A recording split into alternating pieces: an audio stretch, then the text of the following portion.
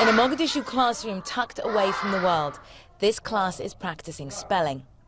At the back, the baby of the class, a 6-year-old, isn't quite keeping up, but is happy just to clap along. Ranging in age from 6 to 11, these girls all have one thing in common. They have either been raped or suffered through the rape of a loved one. Even the 6-year-old is a rape survivor. Next door in the clinic adjoining the class, a 7-year-old and his mother are in for a checkup.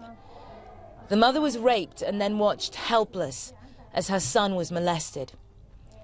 Too afraid to seek help, she did what she thought would help: wash her son's wounds with hot water and salt for 4 excruciating days until they were found and brought here.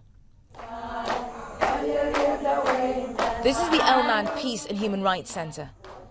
Founded in 2011, this is Somalia's first rape crisis center. For the safety of the center's staff and the victims, we agreed not to reveal the location of the centers we visited.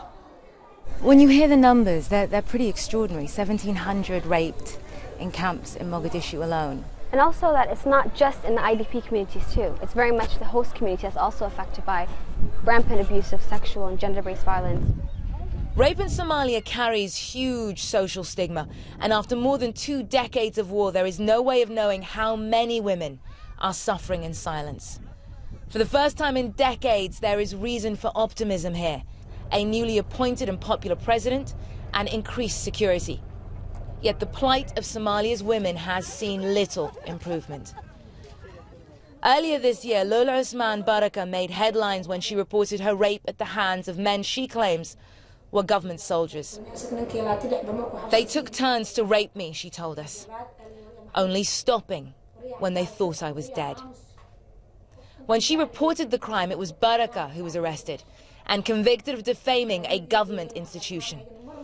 Eventually, she was freed after a huge international outcry, but she tells us her attackers have yet to face justice. The United Nations says 70% of the rapes perpetrated in Somalia are carried out by men in military uniform. The Somali Prime Minister admitted to us that they have a problem. There has not been effective government in Somalia for so long time. But really, now we are organizing ourselves, and I think that we will disconnect from the future, from the past. Recently, we have nominated a new police commissioner. Judiciary is in reform, and we are really constituting a new policy for making women our women and children safer than ever. But activists say the damage has been done. I think it's become a lot harder for women to report rape. One clear message was sent to them that if you do report a rape, there's much of a chance of you ending up in jail as the perpetrator.